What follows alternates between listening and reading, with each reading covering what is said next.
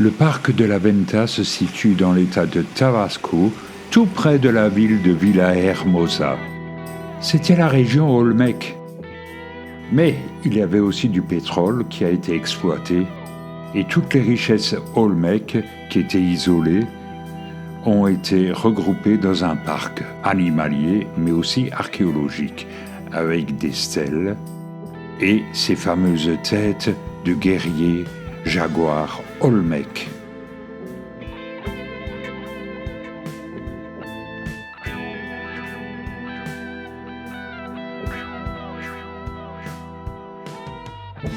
Mais outre les têtes Olmec, on trouve aussi des autels monolithiques, sculptés dans une pierre apparentée au basalte.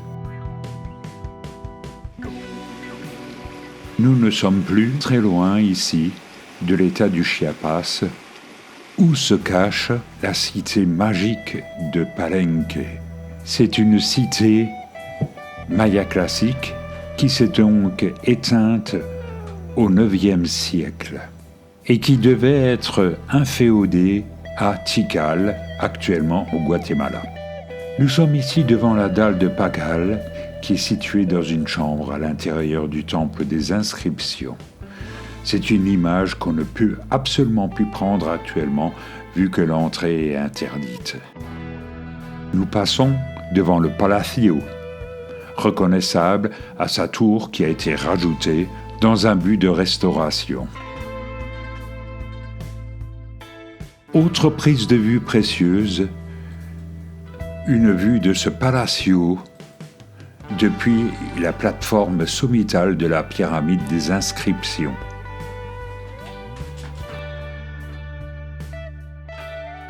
De là, nous accédons au quartier des temples de la colline, de la croix feuillue, mais aussi le temple du soleil. On appelle Cresteria l'édicule construit sur le toit des temples mayas classiques.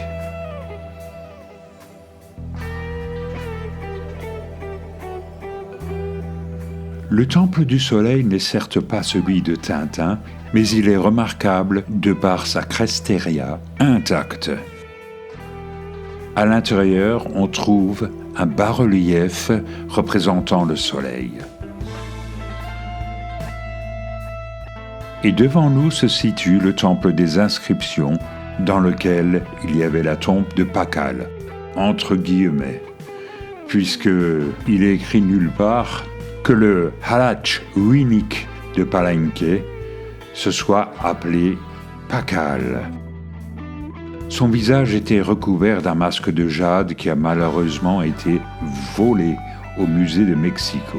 La végétation autour de Palenque est si puissante qu'en 6 mois, la cité serait de nouveau recouverte si des équipes de débroussailleurs ne travaillaient pas tous les jours.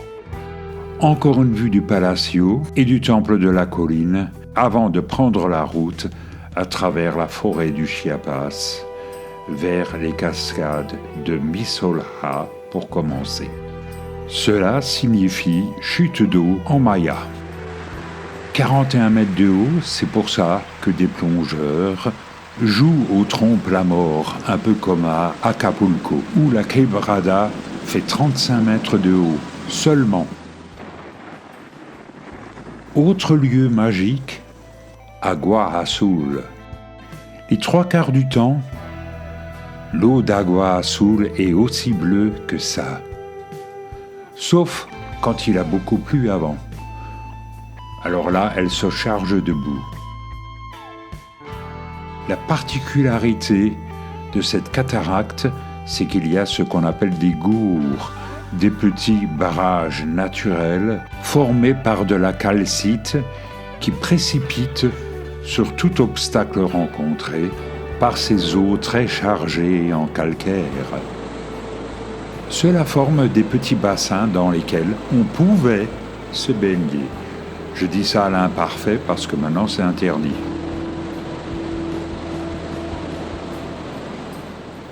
Je précise toutefois que ce lieu était encore très isolé dans les années 80, ce qui n'est plus du tout le cas actuellement.